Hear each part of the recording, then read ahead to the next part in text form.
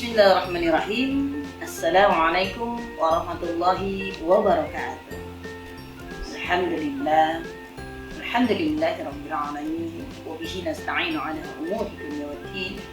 Wassalatu wassalamu ala asyrafil anbiya'i wal mursalin wa ala alihi wa sahbihi ajma'in. Amma ba'd. Rabbi shrah li sadri wa yassir li amri wahlul 'uqdatam min lisani yafqahu qawli. Ya, teman-teman sekalian yang berbahagia, apa kabarnya semuanya? Pasti insya Allah mudah-mudahan teman-teman semuanya dalam keadaan sehat walafiat. Baiklah, pada hari ini di waktu yang alhamdulillah kita dipertemukan oleh Allah Subhanahu wa taala dalam keadaan sehat walafiat, dan pada siang hari ini kita akan membuat suatu video nih. Ya, videonya apa sih? Tentang apa? Nah, ini kita akan membahas kali ini yaitu membahas tentang logika. Apa itu logika? Ya, logika ini ya kita mengambil kesimpulannya dari yang bisa diterima oleh akal kita. Diterima. Oke. Kita langsung saja untuk mempersingkat waktu kita. Dan alhamdulillah sebelumnya nih saya memperkenalkan dulu siapa sih yang membimbing materi kita pada hari ini, yaitu Bapak yang super ya, super cool, supernya baik luar biasa, yaitu saya mau sapa dulu Bapak Ahmad Haris Kurniawan. Ya, kita mudah-mudahan Bapak Haris ini mudah-mudahan diberikan kesehatan oleh Allah Subhanahu wa taala, diberikan kemudahan dalam segala urusannya, dan ilmunya bermanfaat. Kali ini super kita diberikan kesempatan untuk main buat video ini ya. Beliau mengajar yaitu filsafat ilmu. Nah, kali ini kita akan bahas tentang logika. Apa sih itu logika? Nah, kita akan jelaskan semuanya di sini. Baik, logika. Pengertian logika. Logika di sini yaitu berasal dari kata logos. Artinya apa? Artinya pikiran, atau dengan kata lain yang mempelajari pikiran dalam bentuk bahasa. Ya, secara etimologis, logika juga sebagai ilmu yang mempelajari pikiran dalam bentuk bahasa. Berpikir adalah proses atau kegiatan jiwa untuk mencapai pengetahuan. Berpikir merupakan serangkaian kegiatan dari budi rohani seseorang yang menciptakan pengertian, melakukan penalaran, dan mengolah ingatan berdasarkan pengalaman terdahulu sebagai tanggapan terhadap keadaan sekeliling. Berpikir dapat membuahkan beberapa hasil pemikiran baik atau rumusan, solusi, atau permasalahan. Logika luas dalam diartikan sebagai pengkajian untuk berpikir secara sahih. Dalam penalaran ilmiah terdapat dua jenis apa? Penarikan kesimpulan, yakni logika deduksi dan logika induksi. Logika induksi erat hubungannya dengan penarikan kesimpulan ya dari kasus-kasus individual yang nyata menjadi kesimpulan dari hal yang bersifat umum menjadi kasus yang bersifat individual atau khusus. Baik, ada juga satu yang kita pelajari yaitu induksi. Yang pertama ini adalah induksi. Apa itu induksi? Induksi yaitu merupakan cara berpikir, ya, merupakan cara berpikir di mana ditarik suatu kesimpulan yang bersifat umum dari berbagai kasus yang bersifat individual. Penalaran secara induksi dimulai dengan mengemukakan pernyataan-pernyataan yang mempunyai ruang lingkup yang terbatas dalam menyusun argumentasi yang diakhiri dengan pernyataan yang bersifat umum. Induksi adalah bentuk pembuktian yang membuat generalisasi digunakan untuk menjelaskan properti atau relasi tipe berdasarkan sebuah pengamatan. Contohnya pada jumlah pengamatan atau pengalaman, atau untuk membuat hukum berdasarkan pengamatan terbatas dalam mempelajari alur fenomena. Contohnya seperti apa sih? Contohnya ada nih, kita ngambil contohnya. Kalau saya di sini ditemani oleh Mas Zakaria. Ini tim partner saya kali ini dalam membuat video tentang logika.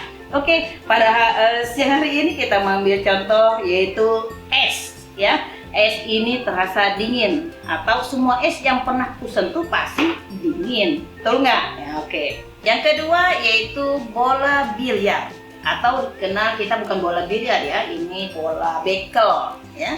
Bola bekel ketika didorong, ya, ketika dimainkan, ya, itu pasti dia akan memantul, ya. Itu yang untuk membedakan proposisi umum, ya. Seperti apa yang tadi saya sudah jelaskan, semua es dingin, ya. Terus selanjutnya apa? Semua bola bergerak ketika dimainkan.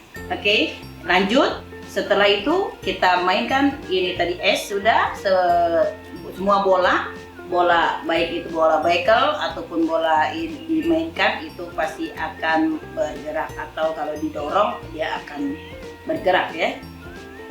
Terus selain berpikir deduktif, ya, digunakan juga cara berpikir induktif, yaitu apa? Sebagai cara berpikir yang berdasarkan kriteria kebenaran korespondensi.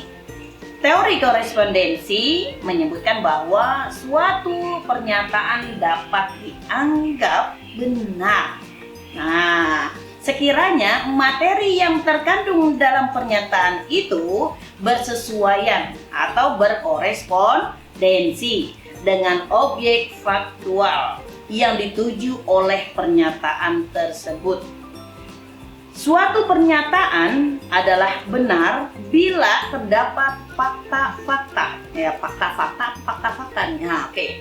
Fakta-fakta empiris, ya, yang mendukung pernyataan itu. Karena masalah dihadapinya adalah nyata, maka ilmu pengetahuan mencari jawaban pada dunia yang nyata berdasarkan pengalaman empiris, ya, atau empiris. Apapun teorinya, ilmunya dimulai dengan fakta dan diakhiri juga dengan fakta. Logika induktif memiliki berbagai kegunaan dan kegiatan berpikir ilmiah, antara lain yaitu apa aja? Oke, bersifat ekonomis, ya. Apa itu bersifat ekonomis? Bersifat ekonomis bagi kehidupan praktis manusia. Dengan logika induksi kita dapat melakukan generalisasi ketika kita mengetahui atau menemui peristiwa yang sifatnya khas atau khusus. Terus apalagi logika induksi menjadi perantara bagi proses berpikir ilmiah selanjutnya. Ia merupakan proses fase pertama dari sebuah pengetahuan, ya, yang selanjutnya dapat diteruskan untuk mengetahui generalisasi lebih fundamental lagi. Oke, lanjutnya kita akan membahas yang kedua, yaitu tentang deduksi, ya. Apa itu deduksi? Deduksi itu adalah penalaran, ya. Penalaran deduksi adalah cara berpikir, ya. Cara berpikir dari pernyataan yang bersifat umum, ya, ditarik kesimpulan yang bersifat khusus, gitu, ya. Penarikan kesimpulan secara deduktif, ya, deduksi biasanya menggunakan pola berpikir yang dinamakan silogismus. Nah, silogismus apa sih ini? Nah, silogismus disusun dari dua buah pernyataan dari sebuah kesimpulan. Oke? Deduksi berarti penarikan kesimpulan dari keadaan yang umum atau penemuan yang khusus dari yang umum. Dengan demikian, metode deduksi adalah proses penalaran dari satu, ya, atau lebih pernyataan umum untuk mencapai kesimpulan logis tertentu. Contohnya apa? Nah, contohnya adalah premis. Premis itu adalah sebuah pernyataan baik atau benar, ya. Jadi kita pelajari di sini adalah premis 1 dan premis 2, contohnya itu, ya. Kalau premis satunya apa? Oke. Premis 1, semua manusia pasti mati. Kalau dalam Al-Qur'an itu kullu nafsin dha'iqatul maut. setiap manusia pasti akan merasakan mati. Jadi mati ini setiap manusia udah pasti jelas mati. Mau siapa dia, mau tua, mau muda, mau kecil, mau besar, mau cakep, mau jelek, mau mancung, mau pesek, nah semuanya pasti mati. Mau kaya, mau miskin, mau bangsawan, mau konglomerat, tetap semuanya pasti akan mati. Makanya kita pakai premis semua manusia pasti mati. Terus premis yang kedua apa? Socrates adalah manusia. Socrates ini siapa? Socrates ini adalah seorang ahli filsafat dari Yunani, ya. Dan beliau itu adalah filsafat yang sangat penting di dalam mempelajari ilmu filsafat ini. Selain Socrates juga ada beberapa filsafat, yaitu siapa? Yaitu Plato dan juga Aristoteles sampai Toteles. Aristoteles, oke. Jadi ada tiga ya filsafat itu, ilmu ahli filsafat. Yang pertama itu adalah Socrates, yang kedua Plato, yang ketiga adalah Aristoteles. Nah, jadi Socrates ini beliau juga seorang manusia. Ya, makanya di sini premis yang kedua adalah Socrates adalah manusia. Jadi kesimpulan Socrates pasti mati. Logika enggak tuh? Nah, jadi kalau manusia aja mati, berarti Socrates mati enggak? Nah, secara logika, oh iya, Socrates itu adalah manusia. Secara logika, oh iya, semua manusia pasti akan mati. Oke? Bisa dipahami itu semua? Oke, kita bisa kenapa kita ngambil kesimpulan Socrates pasti mati kita secara logika? Oh iya, secara seperti itu ya. Baik, premis pertama tadi menyatakan bahwa semua benda bisa diklasifikasikan sebagai manusia. Manusia memiliki atribut tadi pasti mati. Premis kedua menyatakan bahwa Socrates diklasifikasikan sebagai manusia, anggota dari himpunan manusia. Kesimpulannya, manusia menyatakan bahwa Socrates pasti mati karena ia mewarisi atribut ini dari klasifikasi sebagai manusia. Dari itu penjelasan secara sistematisnya ya. Baik, untuk contoh yang kedua, premisnya yang pertama apa sih? Premis yang pertama, contoh aja. Semua binatang, misalkan binatang apa ya? Oke, semua binatang kambing berkaki 4. Nah, binatang kambing berkaki 4. Kita ambil contoh. Kerbau, binatang berkaki 4. Terus sapi berkaki 4. Masih banyak lagi ya binatang yang berkaki 4 ya. Contohnya, tapi kita kali ini kita mengambil premis yang pertama adalah semua kambing berkaki 4. Premis kedua yaitu hewan itu adalah kambing. Hewan itu adalah kambing. Saya mau bikin premis itu bebas ya, bebas ya. Jadi premis yang satu itu yang jelas dari kambing ya. Semua kambing berkaki 4. Terus premis yang kedua, hewan itu adalah kambing. Kesimpulan dari premis 1 dan premis 2 ya. Oke, yang premis yang pertama ingat-ingat nih. Premis yang pertama tadi semua binatang, semua kambing itu berkaki 4. Oke, itu premis pertama. Apa? Ulangi coba. Semua kambing berkaki 4. Oke, bisa diterima logika kita? Oke. Premis yang kedua yaitu hewan itu adalah kambing. Jelas hewan itu adalah kambing. Itu premis kedua. Kesimpulan dari premis 1 pertama dan premis yang kedua adalah apa? Hewan itu berkaki 4. Jadi hewan siapa itu? Maksudnya hewannya kambing. Kambing berkaki 4. Makanya bisa diterima nggak logikanya kita? Pada umumnya kan kambing itu berkaki 4. Jadi selogika bisa diterima. Makanya itu bisa diambil kesimpulan, sebuah kesimpulannya. Baik, berpikir deduktif. Memberikan sifat yang rasional atau kritis, logis, dan sistematis kepada pengetahuan ilmiah dan bersifat konsisten dengan pengetahuan yang telah dihasilkan dan dikumpulkan sebelumnya sebagai tubuh pengetahuan ilmiah. Baik, Itu baru tadi contohnya ya, contoh yang tadi bisa karena kita materi pada hari ini adalah tentang deduktif dan induktif ya.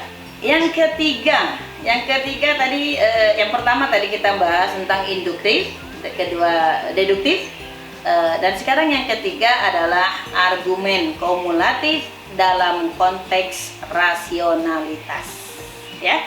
Secara sistematik dan kumulatif, pengetahuan ilmiah disusun setahap demi setahap dengan menyusun argumentasi mengenai sesuatu yang baru berdasarkan pengetahuan yang telah ada. Ilmu pengetahuan diharapkan merupakan tubuh pengetahuan atau body of knowledge, ya, bahasa Inggrisnya itu ya, yang tersusun dan terorganisasikan dengan baik, yaitu secara konsisten dan koheren, serta dapat memberikan penjelasan yang rasional kepada objek ya, kepada objek yang berada dalam fokus. Penjelasan yang bersifat rasional ini menggunakan kriteria kebenaran koherensi, yaitu didasarkan pada adanya konsistensi dan koherensi dengan pengetahuan yang telah ada dan telah diakui kebenarannya. Teori ilmu pengetahuan merupakan suatu penjelasan rasional yang berkesesuaian dengan objek yang dijelaskan. Suatu penjelasan biar bagaimanapun meyakinkannya tetap harus didukung oleh fakta empiris untuk dapat dinyatakan benar. Disinilah pendekatan rasional digabungkan dengan pendekatan empiris dalam langkah-langkah yang disebut metode ilmiah. Secara rasional, maka ilmu menyusun pengetahuannya secara konsisten dan kumulatif. Sedangkan secara empiris, ilmu dapat memperoleh pengetahuan yang sesuai dengan fakta. Semua teori ilmiah harus memenuhi dua syarat utama, ya. Yang apa itu syaratnya? Yakni yang pertama harus konsisten dengan teori-teori sebelumnya, yang memungkinkan tidak terjadinya kontradiksi dalam teori keilmuan secara keseluruhan. Yang kedua apa? Yang kedua harus cocok dengan fakta-fakta empiris. Sebab teori yang bagaimanapun konsistennya sekiranya tidak didukung oleh pengujian empiris tidak dapat diterima kebenarannya secara ilmiah. Jadi logika ilmiah merupakan gabungan antara logika deduktif dan logika induktif, di mana rasionalisme dan empirisme hidup berdampingan dalam sebuah sistem dengan mekanisme korektif.